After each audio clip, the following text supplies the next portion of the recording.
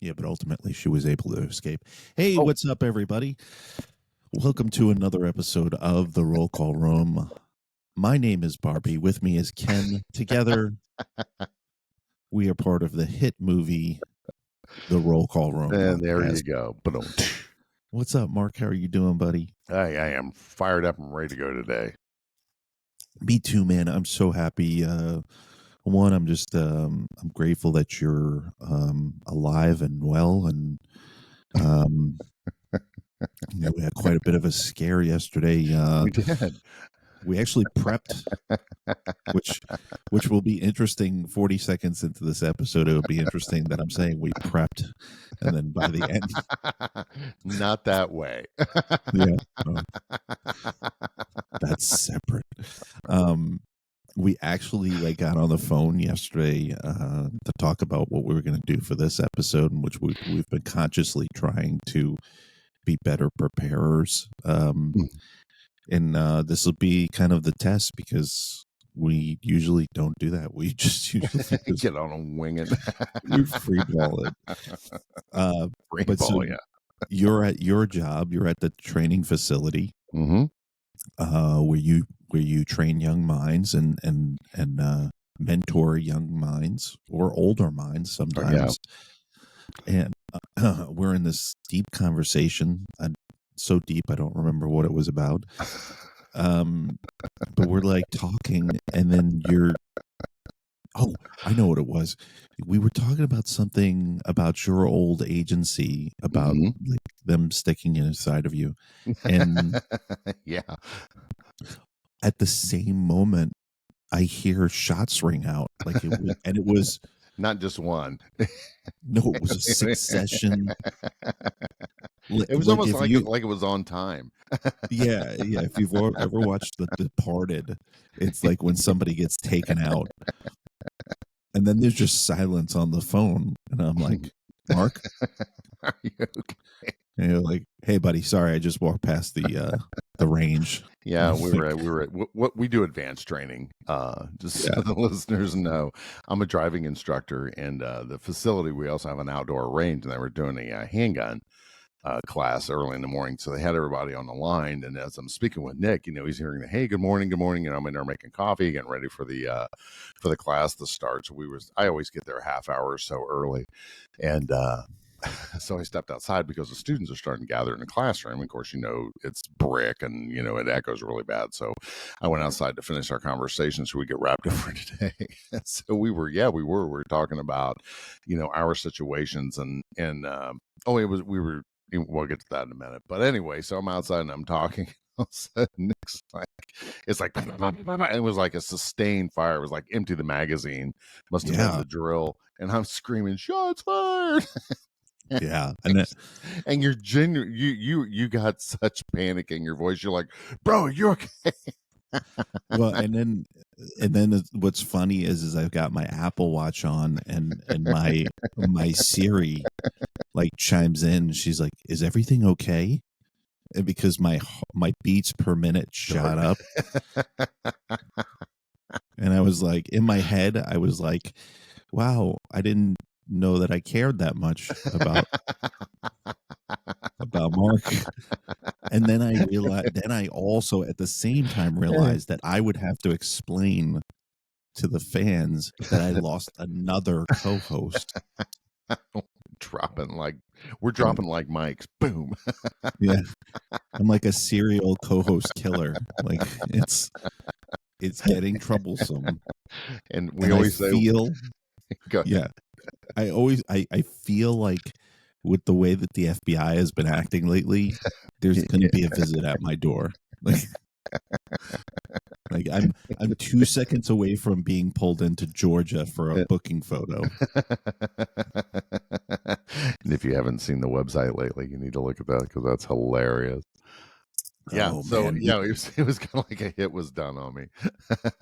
It was so hilarious. Funny, but it was concerning. Yeah, it was so hilarious that it was. It's just so funny. I think people don't understand. We joke about this all the time. It's like, so you want to do a podcast? Yes. if it's not equipment issues or it's timing, if it's not trying to line up people to have on the show, it's losing co-hosts. It's Well, we always talk about, when we have our conversation, we really need to be recording every time we yeah. talk, because the spun gold that comes out, and that's one I really, really wish we would have been recording on. Yeah, it was hilarious. I mean, I got off the phone with you, and I was still chuckling to myself. I was just chuckling. But I'll tell you this. You know, on a different note, as we record this episode, we started RCR with mental health in mind, and kind of giving people an outlet, and really discussing the issues about poor law enforcement leadership, correlation to law enforcement suicide, and you and I saw it at the same time. That's why we got on the phone with each other yesterday. Was the Dallas Police Department lost a second officer, I think in a matter of a week or two, to suicide. The second one. No words. Just I just have no words. And while I was doing research for that, we'll talk about Dallas first. But as I'm doing research for that for the show, I see San Antonio Police Department had its fifth officer shot this year, fifth officer shot, and all of the suspects were out on bail. And no shit. Yeah, and these fuckers shouldn't even been on the street, so now they're out shooting cops. Right, and that's what we're seeing. I mean, that's what we're seeing. We're seeing, we're seeing DAs or Commonwealth attorneys that are just so oblivious to what reality is with bail reform. I think the pendulum has swung way too far. I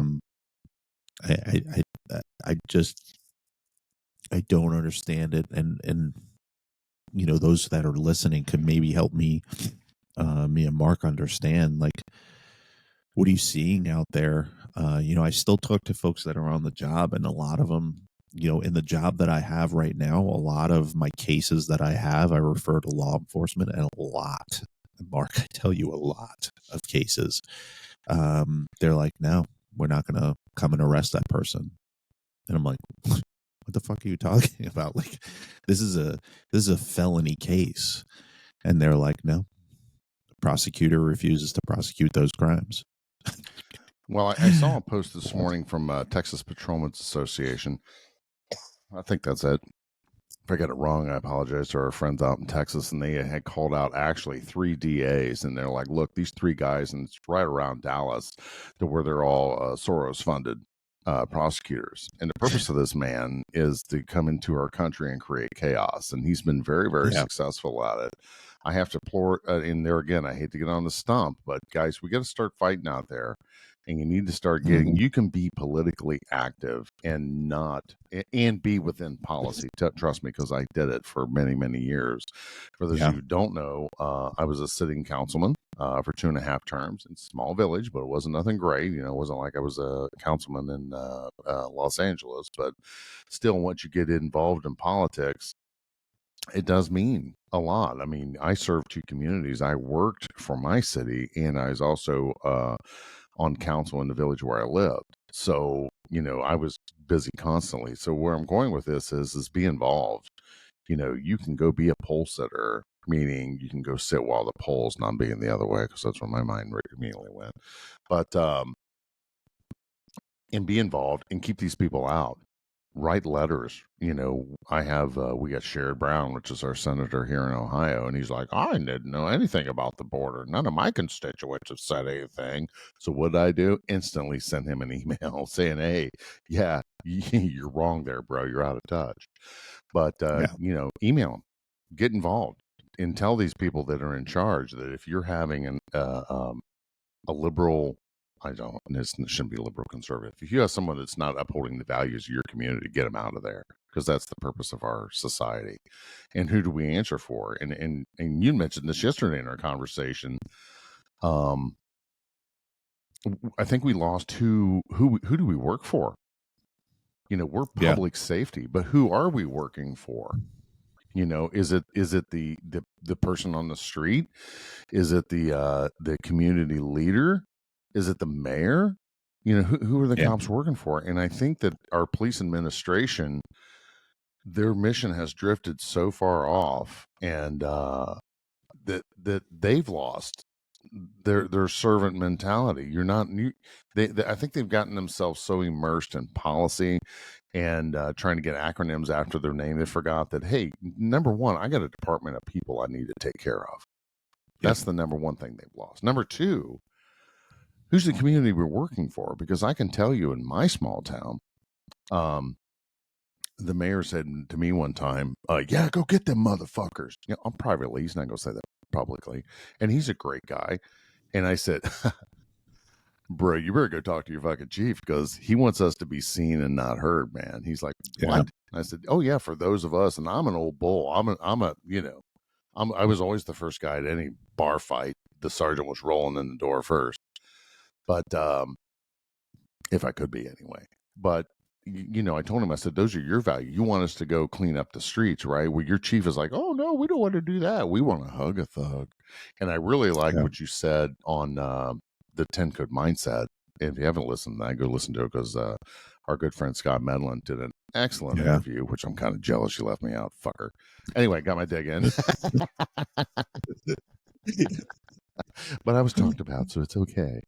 But you had we'll do a threesome. Wait a minute, don't we have that going on already? Yeah. Don't look at me today. Fucker, you hijacked me. You were talking about I just lost my stream there, dude. That totally threw me off with threesome. Go ahead. And you're I was going to say, shout out to Scott Medlin, and I didn't. Scott and I didn't prep at all for that interview. We just kind of freeballed it, and I listened to it like 2 or 3 times, and it was interesting because, and not only because it's my own point, but it is interesting, which is that law enforcement leadership has an identity crisis. They seem to think that their customer is the public, and that's their only customer. But they have lost the focus of who their internal customer is. And their internal customer is not buying. They're not buying anything.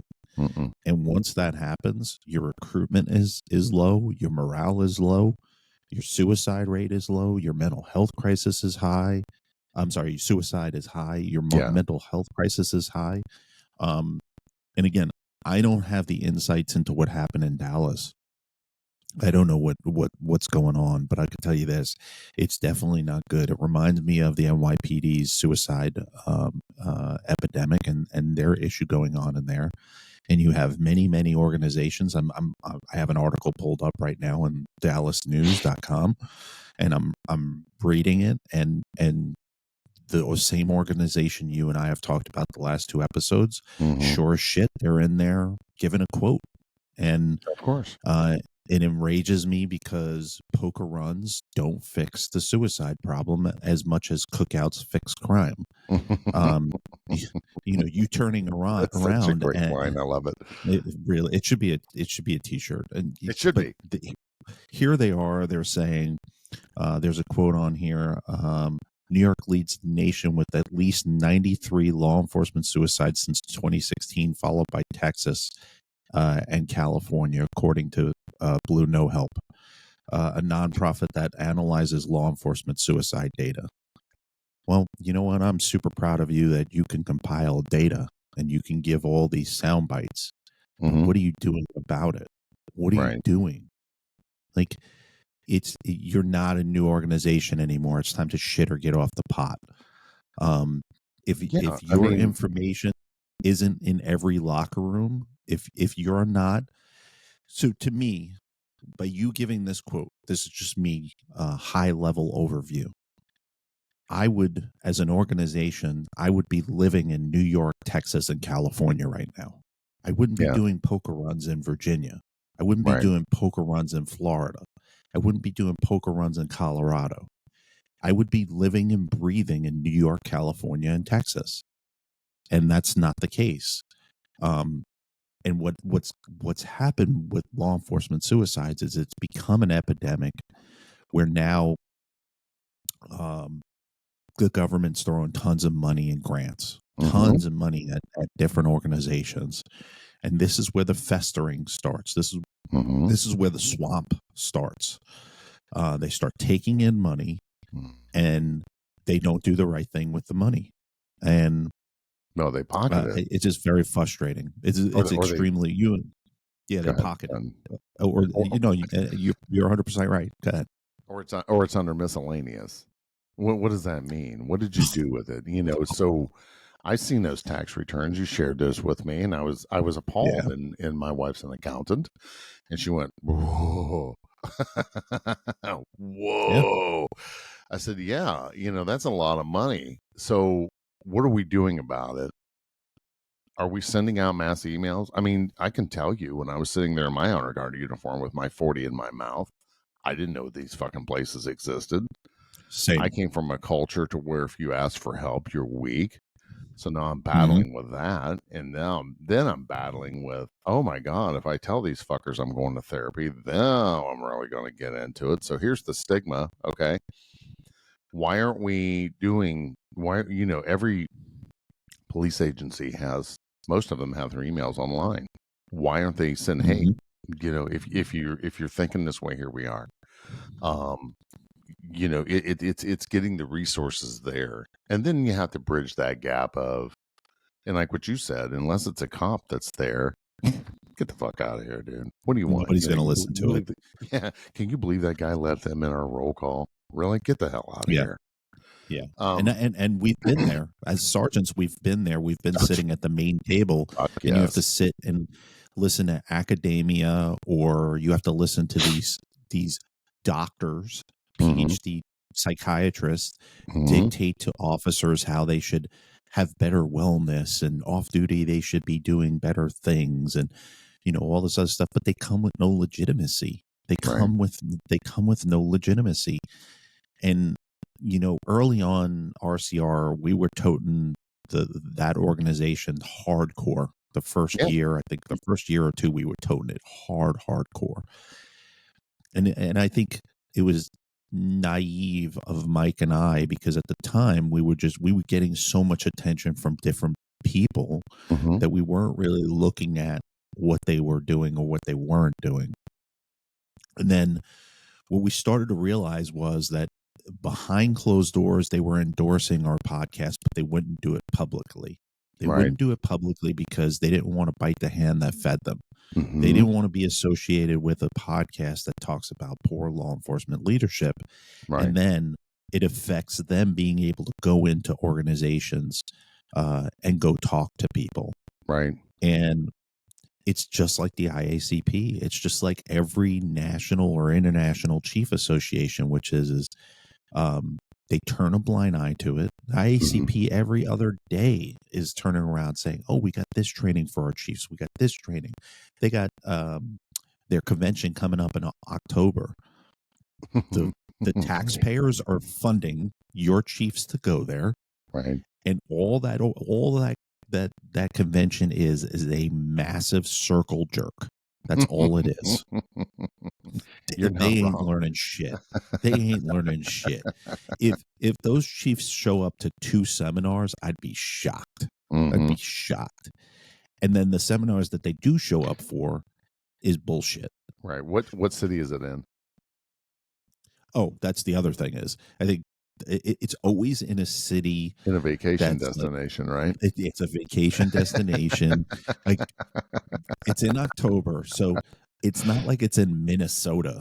It's in Orlando. It's in Las Vegas, San Francisco, Vegas, Miami, all these different places, and it's like it's like it put a little bit of effort into hiding the fact that this is more of a couple of days away for these chiefs. And you and I, we've talked about it. a couple of other podcasters, we've talked about it, which is they have tried to put him for chief of police positions before. And if you're not tied to the IACP, if you're not a member of the IACP and you don't mingle in their circle, you ain't even getting fucking, your resume's not even getting fucking touched. It's not even getting touched. Well, and it kind of circles back to, you know, what acronyms do I have after my name and what qualifications do I have? And you can have all the qualifications you want, honestly, you know, but what line of governance or what line of or list of standards is out there to grade these folks with? The poor ones. Now, the great ones, I think these should be the ones that are setting the standards. But the great ones now, and there's some younger ones that's coming up in the ranks, but they're really having a hard time. You know, like Randy Savage says, the cream rises to the top. You know, it's getting harder now because you made a statement a while ago that we were in peacetime. And now that we're in more of a active time to where the public is giving us resistance, these guys that came up through the ranks in peacetime, they don't know how to battle this. And I made the comment on our last episode that people need to go download and watch the 1973 version of Walking Tall, the story of Sheriff Buford Pusser and how he took on the corruption there in McNairy County, Tennessee. Sometimes that's what you got to do. What's that old saying? You know, is good times make soft men, and you know, hard times make strong men. And now we're getting into that time. It's time to draw the thin blue line. It's time. Because, you know, these faction of people that's emptied our prisons out, yeah, that's a problem. And you had said earlier in this show that all the shootings we've had were people that were out on bail. What are these people doing now? You know, and the next thing is that they're talking about recruitment. So how the hell are we going to be recruiting people when I think we've lost that sense of service. You know, I love your quote. I was born to be a cop in this era. Yeah. And you were not in this. Yeah. Not in this era. one, but when we started, you know, I started in 1991, and my desire to become a police officer, I think, started really strong around 1988. And it's just kind of like, how do you do it? Well, back then, I mean, you think it's a cult now. Back then, it was really a fucking cult. It was tough to get in. Yeah. You know, you got to know a guy that knows a guy, unless you got hired at a big city. And that's before affirmative action was really a thing. Well, wait a minute. I guess it was because, you know, if you had the wrong genitalia or skin tone, then here's this big tall stack. All right. So you need to be over here in a little stack. Well, that ain't right. Then they finally got down to the point to where, we're going to start going through the tall stack because we need bodies more than we need numbers. Does that make sense to everybody? And then now it's just like, hey, do you have a pulse? You want to be a cop? Yeah. Yeah. So do you have a pulse and can you pass a background? Yeah, that's basically it. And I see these folks coming through the police academy. I'm like, why do you want to be a cop? I want to help people. Maybe you should get into social services. Yeah. Yeah. Because you don't have one. Yeah, go ahead. Yeah. You know, Walmart manager makes more than most cops, and you can help people all day. Oh, you want to make some money? Go work at Buc-ee's. Yeah. Yeah. Everybody that's at Buc-ee's. Have you been to Buc-ee's? This isn't a paid advertisement for them. They put their management salary on top of the pumps. Jeez. One's coming here to do Dayton, Ohio, and in Huber Heights. They're building a Buc-ee's here on I-70. Jeez. And one of my instructors. Yes, it's phenomenal. People either love them or hate them. I hate them for a long time, but then I started stopping there, and our trips back and forth to Florida. Yeah, they did. I mean, it's like the superstore gas stations. Again, they're not paying us, but huge plug. And I got me a little Buc-ee's travel blanket that my wife loves. But jeez, it's stupid. I mean, this place is a phenomenon. They build these out in the middle of nowhere, and you got signs up the interstate for miles. But anyway, my colleague that's one of my guest instructors comes in. He has a picture of their salaries on his phone. He's like, look at this shit. What a store manager makes. He's like, fuck that. I'm going to quit my job, go work at Buc-ee's. I said, you know, when you go work in private industry, and we can all tell you this since we're now into it now, you Mhm. got to work. I mean, some of this, the fuck off factor in law enforcement is pretty high. Would you agree with that? Yeah, yeah. I mean, you're fucking off more than you're working. Hmm. Um, you know, and being in the private sector now, I tell you, my job satisfaction rate is a lot higher than when I was a cop. Hmm. When you're a cop, your job satisfaction rate is kind of like Morse code. It's like tick tick tick tick tick. But when you go to when you go into Yeah, that's so funny. the private world, when you go into the private world, it's like, at least for me, where I'm at, like every day, I'm like, all right, I accomplished this, this, and this, and I've got a Hmm. great team that I manage, and I'm proud of what I do. And I could see that the hard work that my team is doing is paying off. I can see it. There's no fudging it. It's not like law enforcement where you could fudge the crime stats. There's none of that. If you're not doing what you're supposed to be doing, it's going to show. The data shows. Hmm. Um, so that's the other difference. So if you like fucking off, stay in law enforcement. Put up with the bullshit. Yeah. So going back to Dallas, I pulled up an article, and their chief Garcia, who's the police chief in Dallas. Something that I did not know is that um, they have a wellness unit that is made Hmm. up of 7 officers who proactively work to boost and maintain the mental health of ones in the department. And I'm not criticizing those 7 that are doing what they're doing, but I would love to see what their SOP is. I Hmm. would love to see what they're doing to proactively work on boosting and maintaining mental health. Um, and if you're one of those 7 people, you should seriously reach out to us, because if you're not having folks come and speak at your roll calls on a monthly basis, that's probably where you should start. Right. And I feel for those 7, because when you lose 2 people to suicide, it kind of questions whether or not you're doing your job. And I'm sure there's a lot of people that are criticizing. And I know within that department, being a large department, I know that there are pieces of shit that are turning around and going, well, what's that unit doing? Those 7 Hmm. people should be put back on the street. They're obviously not doing their job, and that's not fair to them. That's No. not fair at all. Um, and I'll go on to the chief said, and I quote: "When people ask, 'How are you doing?' everybody's normal answer is, 'I'm doing good. I'm doing good.' Even when you're not doing good. When you're not doing good, you say, 'I'm doing good.' We need to get to the point where how are you doing? I'm not doing well. All right. Well, let's talk and make it okay. To say I'm not doing too well, after that, it's that simple. It's that simple, but also that difficult. It's also that difficult because I understand the culture. Hmm. Well, Chief Garcia, if you understand the culture, you're not changing it. That's my first critique to you, which is I'm proud of you that you've recognized that officers will lie about their wellness. I'm proud of you that you recognize that people in that profession, our profession, are going to say that they're okay when they're not okay.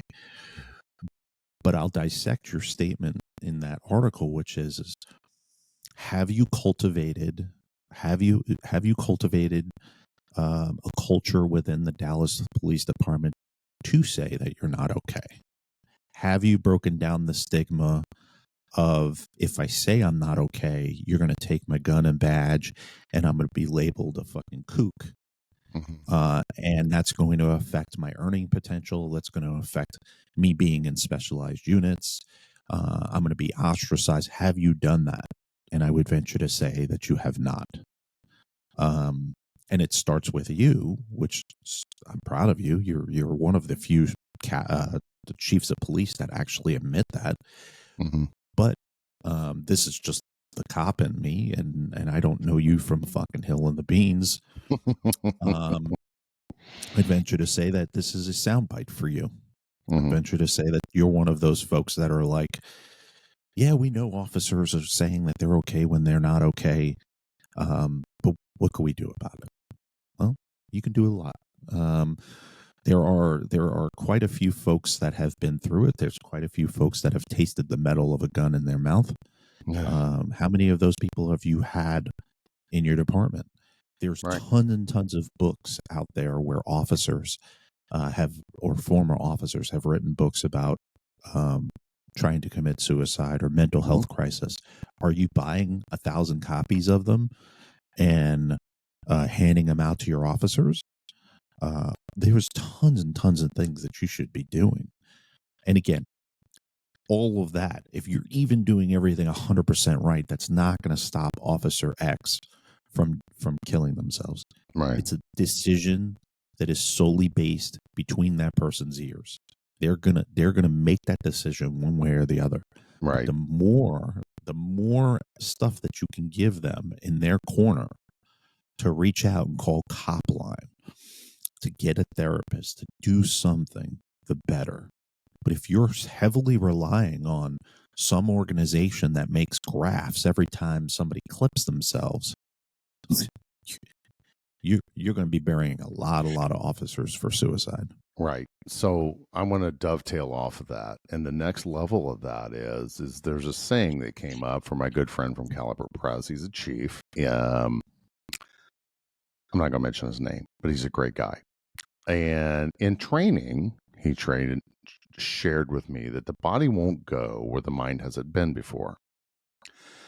Our great friend, Jake Clark from Save a Warrior, shared with us that if you commit suicide as a father, the likelihood of your children doing the same act multiplies like 50%. Mm-hmm. So combining those two things together. So what's your culture? Okay. What is your mindset? And we got these, how do cops do stupid shit? You know, we had a cop shoot into a car here the other day. God bless him, you know, and you got to make a split decision. But where did that mindset come from? Okay. Yeah. So stay with me here on this, because the path is, instead of thinking I need to kill myself because I'm in so much pain, as our good friend Jake Clark said, you're killing the wrong thing.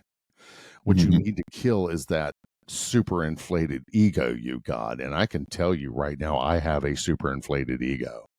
And that's what I wanted to kill. I wanted to get out of the pain. The things I was doing that was hurting my family were the things that I wanted to kill. Okay. And having that mindset. So instead of putting a gun in your mouth, have the mindset of, let's get into some good therapeutic things that help you. And I can tell you, as you did too, what did you sacrifice for the job? Your family. Okay. So you should never be sacrificing family for a job. Would you do that right now with your current employer? Would you sacrifice family for your current employer? No. So where did that culture come from? The suck it up culture, the suck it up old hats. I can tell you the old hats and the agency culture that I had, don't tell that shit to your wife there, son, because she's not going to understand it. No, she may not. But you, my friend, that old hat that just told me that, you're the part of the problem. So because now I can't go home and do something with this energy that I've just absorbed, okay? I don't have a way of getting rid of that. And there's cops that's gone through their entire career. Oh man, I don't have any mental health. Well, think about where they've been their whole career, in the rear with the gear.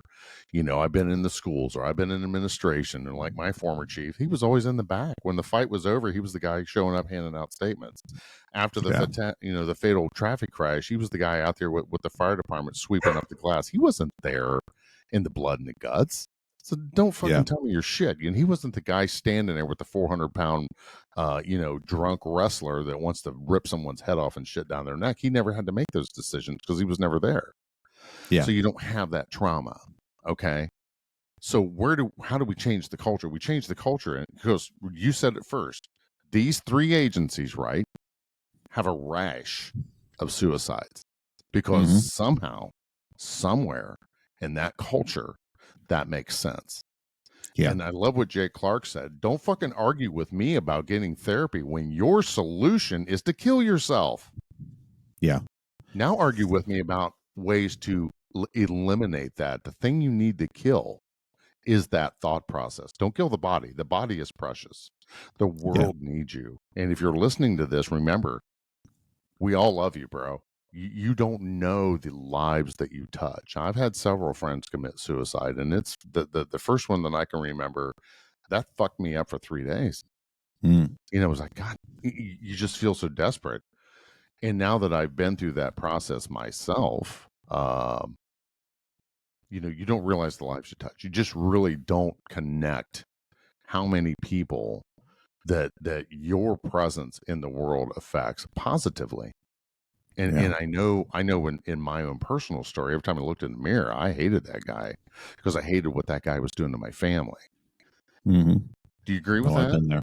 Oh, I've Yeah. been there. Yeah, exactly. Oh, So I've been there. when you, it's like what Dr. David says, you're just not in enough pain in order to start making life decisions. And let me tell you something.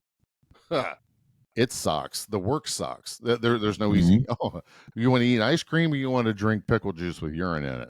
I'd rather eat the ice cream. Well, you're going to have to drink the pickle juice with urine in it because Yeah. until you make those hard life decisions, till you quit seeing that side chick, until you quit drinking your face off, until you start making these hard decisions because you are compensating for something that your mind isn't wired to comprehend. Okay. Yeah. And I love what you said was that, you know, Scott Medlin said, you know, my former agent, I had to work 30 years before I could retire. Fuck that. We are Yeah. put into a career to where you should be retiring out after 15. And I loved when you quoted that. I was like, oh, fuck yeah. I was walking out of Kroger's when you said that edge of my ear. And I went, fuck yes, this career should be a short-term career. And it But I doesn't mean tell that you, your life's over. Go ahead. I'm sorry. yeah, but I'll tell you that ideology, like what, and I've been toting that for almost a year now. Mm-hmm. I've been saying that for almost a year, and I think the guest spots that I've done, when I say that, the reaction is, it's almost like I'm saying we should stop carrying guns. There's such resistance to it where they're like, no, no, Okay. we should not. 10 to 15 years and you retire? That's unheard of. Well, hear me out, numbskull. Mm-hmm. Mm-hmm. How many are staying past 15 years right now? Right. And then here's the other thing. What's the caliber of the folks that are staying after 15 years? Right. They're fucking donuts. They're Yes. fucking donuts. Like, if you don't start, like, this is the mind-blowing thing about law enforcement is that we have done the same thing for almost 100 years, if not more. Ever and We, ever. we just perpetually repeat the same thing, and there's Yeah. no innovation. And I would venture to say that if you turned around and you pivoted your recruitment to say, Mm-hmm. hey, we have 4 different types of retirement here at the department. We have a 10-year retirement, we have a 15-year retirement, we have a 20-year retirement, and for those that are really stupid, we have a 25-year retirement. You choose Oh, which one no, you you have want. to have the lifelong package for the guy that wasn't For managing his 35 years. stress and he's got like family number 3, okay, and he has to Mm-hmm. work till he's 80. Well, and listen, I was super guilty of that when I was. It's so weird. Here's the weird part. I'm having like an epiphany right now. Here we go. When I was a cop, I had so many side hustles. I had a DJ company, a photo booth and DJ company. I had a t-shirt company. I had a woodworking company. I probably have another 5 that I'm not thinking of. Plus, on top of that, I was Well, in your overtime. OnlyFans. Yeah, well, that also, that was bringing in 24 cents a month.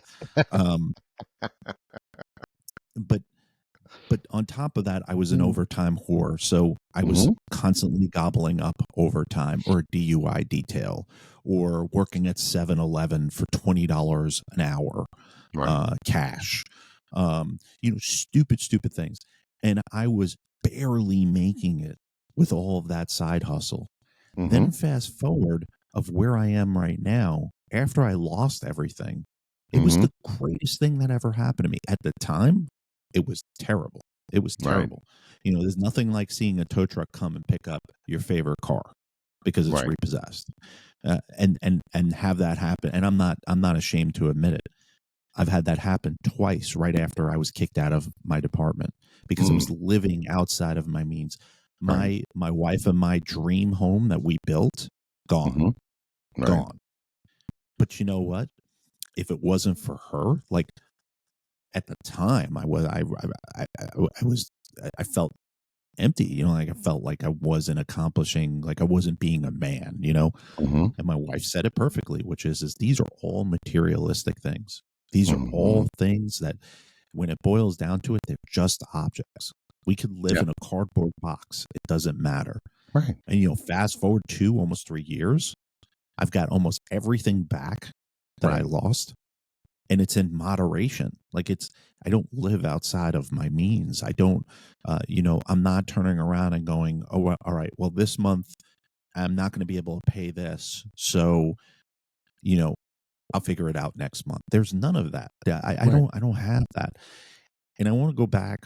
Scott, when I did my interview with him, he was like, if you can go back, what would be the piece of advice that you can give yourself? And I gave a pretty decent answer, which was give yourself 24 hours, you know, and go give in that 24 hours, go talk to somebody. And if you can convince them that suicide is the option, then it's time for you to check yourself into a facility. And I stand by that. Yes. Good advice. But but I will tell you this, and as you were talking, it sparked what my true answer would be, which is for if it's in your head right now where you're in the planning stage, and if you read my first book, you'll know what the planning stage is. Mhm. The planning stage is, hey, I've made the decision. It's happening. The show is gonna happen. Okay. Mhm. Now I'm planning it. If you're a good person, you're planning, you know, pin codes to your bank account, where Mhm. your will is, all the things that you want to give away, all these different things, Right. what I call tying up the loose ends, right? Yes. If you're in that stage, I just have one word for you. Wait. Wait. Because what you're running away from, and like what Mark said, what you're trying to kill, wait. Because if I could have gone back, if I had a time machine, and the day that I tried to do it, if I could put my hand on that Nick's shoulder, I would have Mhm. whispered and said, "Wait, that motherfucker is gonna get what he deserves. Mhm. Just wait, because that department. Wait till you see what's gonna happen to them. Just wait." Mhm. Mm. And it brings me joy because now every article that comes out about my old agency, they're suing each other. There's a race war within my old department. There's a race. Listen to what I'm saying, folks. I'm going to say it one more time. There is a race war within my old department. Uh, White is suing black right now within my department. Mm. The Caucasian officers dislike the black officers, and the black officers hate the white officers, Oh, all good because Lord. somebody didn't get a promotion and they're trying to base it off of race. And it's not based off of race. It's based because you're a piece of shit and you shouldn't get promoted. Mhm. But that's what And I've happens when you I'm sorry. Go ahead and finish no, your go thought. ahead. No. You go. Well, but that's what happens when you install that culture. I want to jump back here real quick when we were talking about family and our good friends at the Chip Terry Fund. Chip. Joe Terry, shout out. We need to get you on here. Yes. The At Chip 6 Terry o'clock in the Fund morning. reposted Jump Seat Leadership on. They made a post that we're making the wrong sacrifice, and this is a fireside, and we love our folks in the fireside service. So if you happen to find Jump Seat Leadership, and I'll send it to you here, Nick, so we can do a repost. I reposted it on the Shield Within, but basically what he talks about was how much sacrifice we did to our families in order for us to Mhm. further our careers. And I'm that dude, man. And I apologize to my family and my girls for being that self-centered jackass that put everything aside.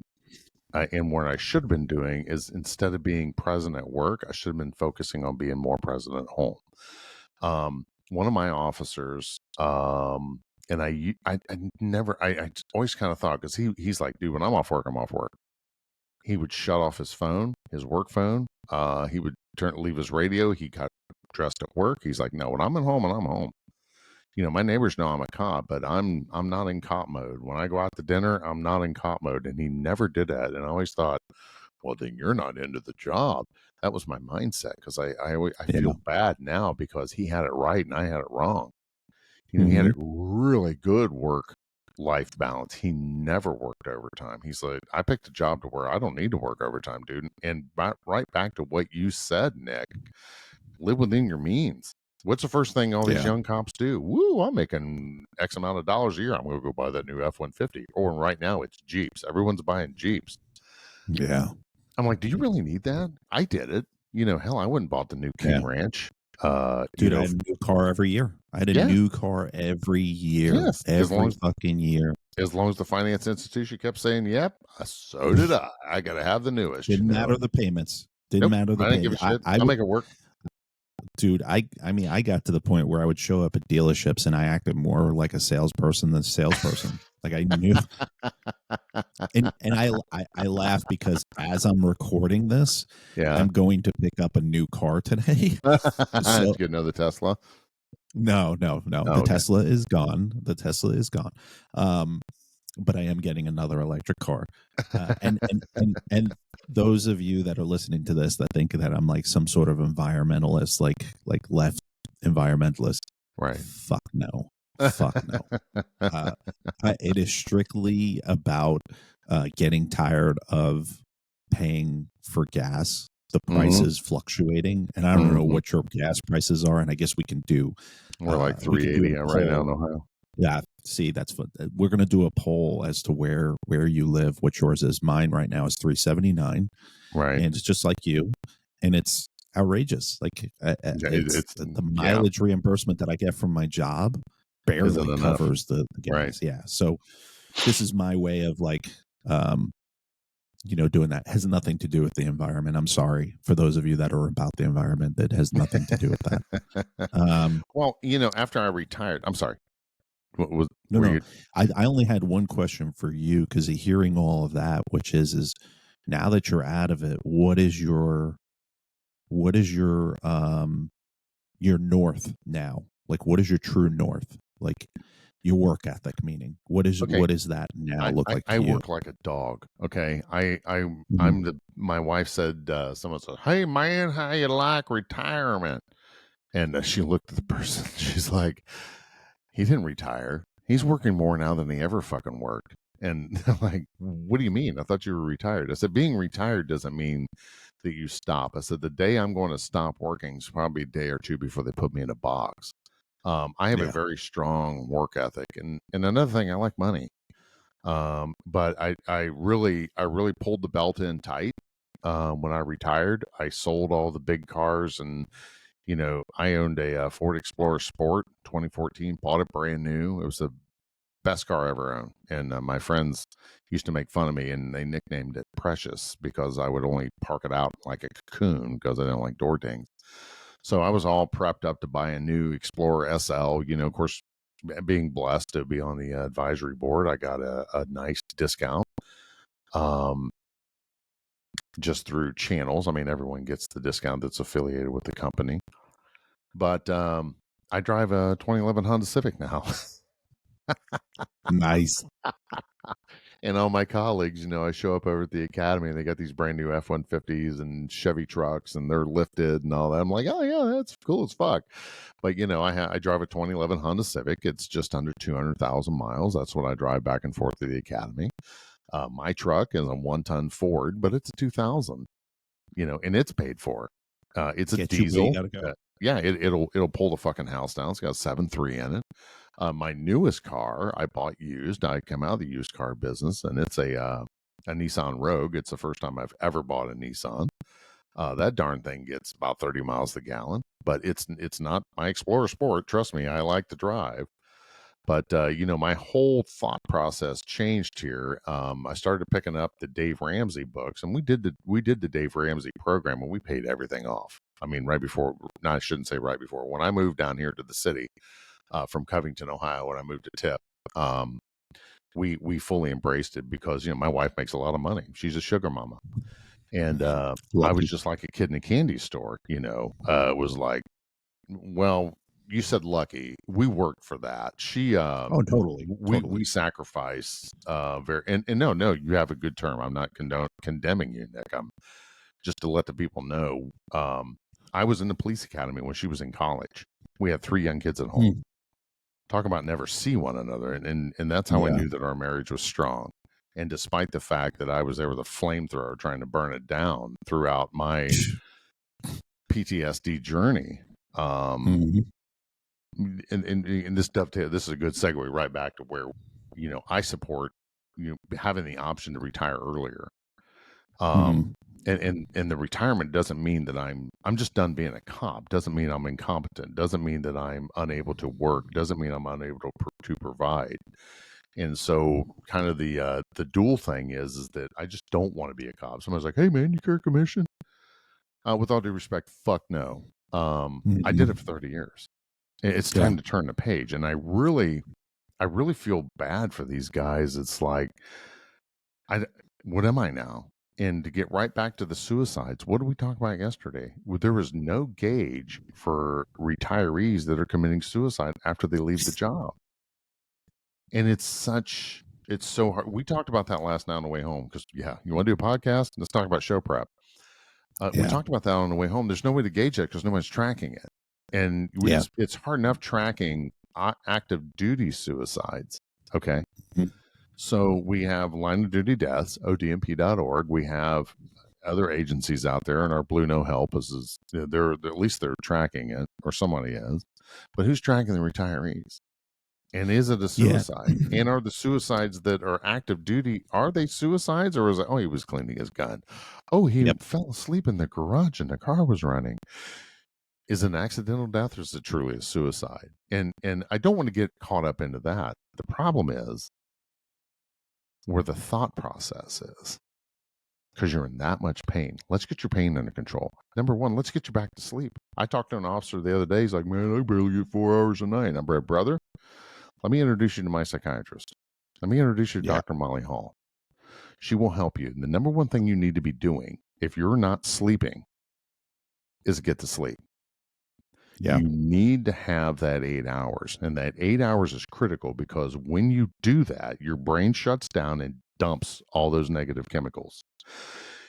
And guess what, guys? If you keep pumping sewage into a hole, the sewage backs up, right? And that's exactly what's happening to your mind. You're virtually poisoning yourself. I can tell you as a cop that's been there, I slept very little. If I got 4 hours good sleep a day, I was good. I lived on nicotine because I was smoking like a freight train. I was drinking coffee like a fiend. I lived for the adrenaline rush at work. And when I came home, I would crash and just crack and just fall out for 4 hours. And then by 1 o'clock in the afternoon, I'm wide awake, ready to go. Come on, let's do it again. Toss and turn in the meantime. Did I get restful sleep? I got about 4 hours a day. You need to be sleeping. If you're not sleeping, get somewhere. That's also your first sign. Boys and girls. I had several midnight officers in my class over the last 3 days, and they're like, "Oh, well, I'm good. I'll sleep and I'm dead." Fuck that statement. Erase it from anywhere because that is agency culture. You really, because if that's your mentality, I'll sleep when I'm dead. Guess what? You're gonna be the person putting yourself in the grave. That's exactly what you're doing. Your family deserves you. Stop sacrificing yourself for this job. It's a great job. It's a great job. I loved what I did. When I loved being a cop, and you and I've said this, Nick, we were the best fucking recruiter on the block. Great job. Come on in. This is fun. Look at all the cool stuff. And I had to laugh when you were talking about, ADD moment, the action video, the action recruiting video. You're going to be on SWAT. The fuck you are. You're going to be a canine. Yeah. How many wieners are you going to have to suck on to get that job? It's going to be long but distinguished. Lying to recruits when they come in, and I think that if we have that good conversation, like our friends from Save a Warrior says, we need to have good, honest conversation. Yeah, it's a great job. And eventually you can do specialty details like canine and SWAT, but there's a bottom rung on the ladder for a reason. but come on in. The opportunity's there to do that. If you're working at, Safeway or whatever else, you're not going to be able to do that. You have to be on the team first. However, family first, always. If you work extra overtime, take extra time off. Sacrifice, not sacrifice the family. Don't sacrifice you. And yeah, I know we need money, but contracts are coming along right now to where you can make a decent living being a police officer. Again, it's a great job. Go. Yeah, I mean, I think you have to put into the factor too, which is that your family life should be considered some sort of salary. Like you're sacrificing family time, and you're not quantifying it as a monetary value. And for me, my answer to my own question to you is that now where I work, I don't sacrifice family time at all. I don't sacrifice it. Like, case in point, today's Friday. The wife's like, "Hey, listen, the whole family needs to go to the eye doctor. And what do you got going on?" I'm like, "I got the eye doctor going on. That's what I got going on." Yeah, exactly. 3 years ago, I would have been like, "Fuck you." If you can schedule something between 1 and 1:15, I can make it happen. Yeah, because that's all the time I got. Because I got this overtime gig. Because you know what? Yeah. I bought that new 4 hours to prep. Yeah, I need 4 hours to prep for work. Like it's not even a fragment. It's not even a fragment of my mind now. Like it's just, and I know I've had a couple of folks like they're like, a lot of your podcast is about talking about walking away from the job and stuff, and I'm like, yeah, what's wrong with that? Like I don't know. Listen, I'm not telling you, I don't know your financial situation. I don't know what's going on in your personal life. I'm just telling you that anybody that tells you that the grass is not greener on the other side is a fucking liar. Like, that's what I'm telling you. And the difference is that if you're not finding a good place to jump to, that's on you. Like, you need to do your research just like a recruit needs to do this. But I equate being an officer and being loyal to a police department to being a heroin addict. It's so difficult to put that needle down. It's so difficult to stop snorting up the department bullshit. It's so difficult. And Mark and I tell you that because out of experience. Like, I meant what I said when I was on Scott's show, which is, man, I owned every T-shirt my department put out. If they put a K9 shirt out, I bought it. If they put a CSI shirt out, I bought it. It didn't matter what it was. I toted it. And I was stupid enough to wear it off duty. So I'm gonna call you. You weren't stupid enough. You were pride. That was pride. You were proud of your agency. You weren't stupid. And at the time, yes, and you have every right to be proud of it. And it's okay to be prideful of what you do and support what you do. I'm a fucking cop, man. It's like you said, I was born to do this job, and you did it well. We just didn't have a choice in how we were kind of, zip popped out the door. I think to wrap up our episode, I think the general message of what we do and why we're doing it is we don't want you, the one that's listening to this, and by the way, put that down. You shouldn't be eating that. Our message is that we don't want you to blink your eye and 10 years passes by and you made all those sacrifices for nothing. It's more of like, hey, keep this in the back of your mind when you start thinking about sacrificing your family life and your home life, and they're dangling a carrot in front of you, like you want to get into K9, and they're like, well, help us out at training every week, and it'll help you with your getting into K9. And then a year goes by and you're still doing that. They're fucking using you. Like, wake up. But I did forget about Nick's picks. You got anything for Nick's picks there, Mark? Actually, I'm sending it to you right now. Oh, okay. All right. I like that. See, we're very technical here. Me, but I can go ahead and do that. I had this question posed to me the other day. I'm a driving instructor, and this was, I had a guy ask me, I was up giving a lecture, and I was talking about different platforms and the history of those platforms. And we were talking about or the question came up before I get to the car. The question came up, he said, so what was your favorite all-time police car I know what from your yours is. generation? I know So what yours is. And I but think I'm it's going to mine ask, too. you're going to go first, then I'm going to go second. So Nick, of your career, Of my what was your career. favorite? What was your, yes, of all time? So you woke up one day, you were that snot-nosed 12-year-old watching, you were probably watching Chips as a Yes, young I boy, was. wasn't you? Yeah. Dun, dun, Isn't dun, it dun, funny dun. that was my favorite show when I was a kid, and the prick that was the commissioner of the CHP ultimately ruined my career. If that's not, Wow. yeah, if that's not a big Wow. fucking crossover,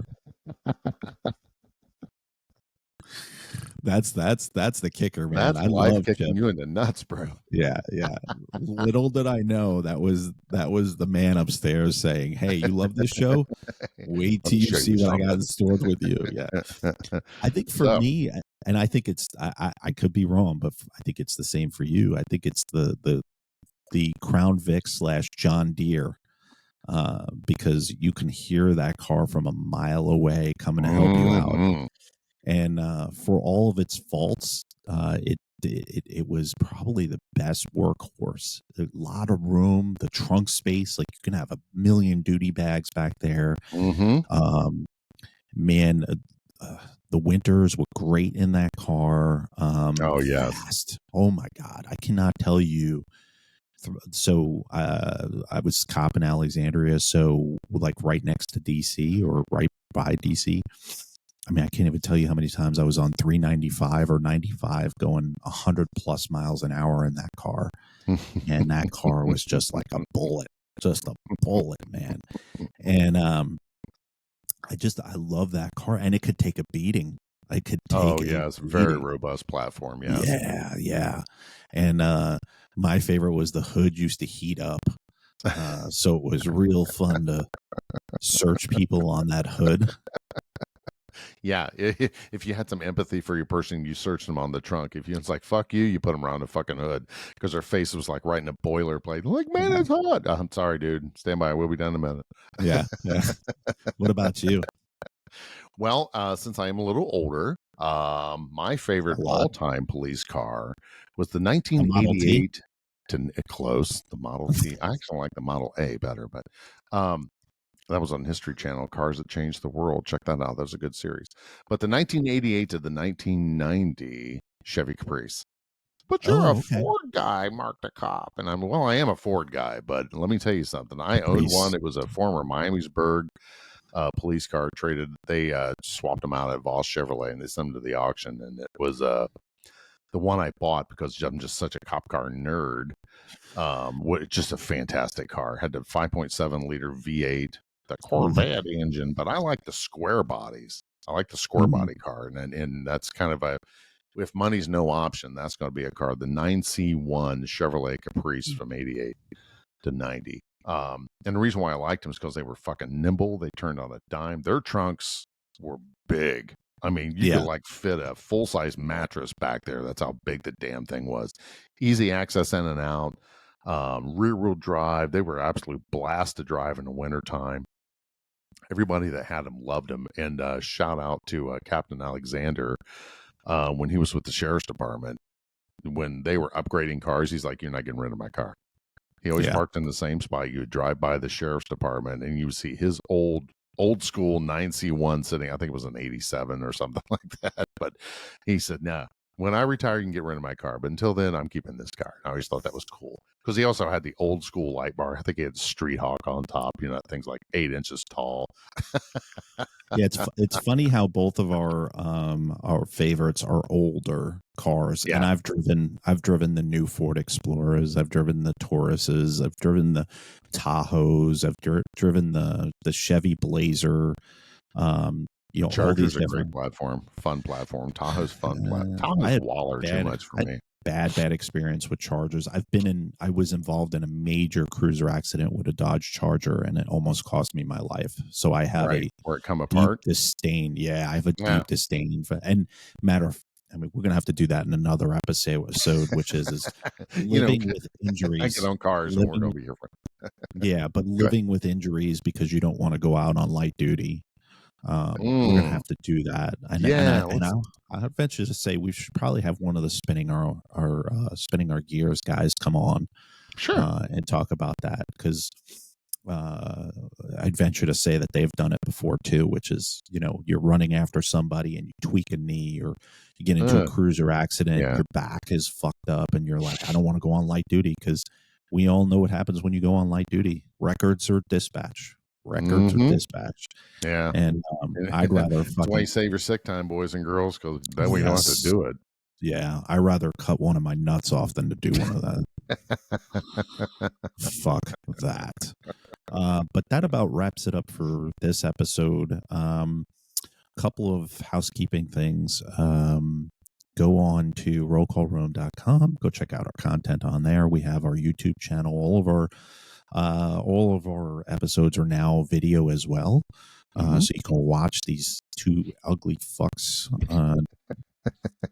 And you can reach out to me at nick@rollcallroom.com. You can reach out to this guy over here, Marc, M-A-R-C, because he's unique, at rollcallroom.com. Don't do Mark, M-A-R-K, because that one goes into our porn Archive mailbox, and you will get some weird shit. Now a bunch of these weird fucks are just going to do it to do it. Yeah, they'll do that to see if it works. We're kidding. We're kidding. Yeah, I'm kidding. I'm kidding. I don't do them no more. Hey, Mark, what do you got for us? Well, don't we have Patreon? We do. We have Patreon too. So if you go on rollcallroom.com, the homepage has our Patreon on there. Helps keep the lights on, helps with the hosting, making the videos and stuff like that. Definitely helps us out. Yeah. So please join our Patreon. We're going to be revamping what our Patreon is, so you'll get explicit content. It's Nick in a pair of heels at the end of a bowling alley, walking back and forth. 1 free month of my OnlyFans. So, yeah. What else you got for us, buddy? We got swag. Swag. Yes. We got a shit ton of stickers, shirts, stickers. The whole shebang we got. Right. Proudly display that. Put that on your ticket. What would you call your ticket book? Ticket book, ticket 10, ticket something. Ticket book. Where you get your tickets in. Put it on there, and then make sure. What I ate my lunch on. Is that right? Flipped it sideways. Flipped it sideways, baby. Well, what I'm going to end us up on is the 4 F's. Again, it's balance. Everybody, balance your life. It's a job. And if I could always tell my younger self, like what Nick said earlier, what would be the best advice would be, don't sacrifice the family. Don't sacrifice yourself for a career that is a great career and it's a lot of fun, but you got to have balance in everything. And it's finding that balance. And, remember, family, friends, faith, favorite activities. Those are the things we need to concentrate on. The SWAT team is fun and it's great to go do that stuff and to make those stories. But remember, public service exposes you to things that most humans aren't supposed to be exposed to. Most average people have 1, maybe 2 major traumas, and being a public servant, you get about 800 served up to you in a career. Yeah. And that's where we're talking about having those careers shortened so you don't have those major traumas and take care of them. If you don't have a therapist, now's a good time to reach out and start getting on their books and get that intake done. Do that half a year check-in. Hey, call up our good friends at Martin Counseling. Or that's just one of many. There's several around. First question should be, do you deal first responders? Yes. If the answer is yes. Hey, how about a 15-second or 15-minute freebie? Can we just sit down and talk and see how we click? That's step 2. And then if you find that you click, okay, I want to do your intake. I don't have any problems right now. When the shitstorm hits, because I tell you what, it was overnight for me. It was just like, hey, I don't need reading glasses the next night. I'm like, I can't read this fucking driver's license. It happens all of a sudden. It's that one time. I've taken dead body calls. It was just like, oh, it's a Tuesday. Oh, we got Edna died over here. Okay, well, sorry. It was no big deal. But then one day, I can't fucking sleep because, this is really bothering me now. That's when you know you got a problem. And that's the time to start taking care of it. And remember, you know, be present for your family. Those are the people to be present for. Not, I'm going to work overtime because, oh, well, I just bought this new whatever, this new Jeep, blah, blah, blah, blah, blah, with the lift kit and this, that, and the other. And yeah, I really can't afford it, but I'm going to pick up all these overtime shifts, or I'm going to get on the special detail and never be home and present for my family. You don't need the car, bro. You know, I've had the big cars. And speaking of cars, I love Crown Vics and I bought mine. So that's on it. And then we're done with that. But take care of yourselves. All right, folks, take it easy, and we'll see you on the next one. Man, I zipped up my balls by accident before this episode.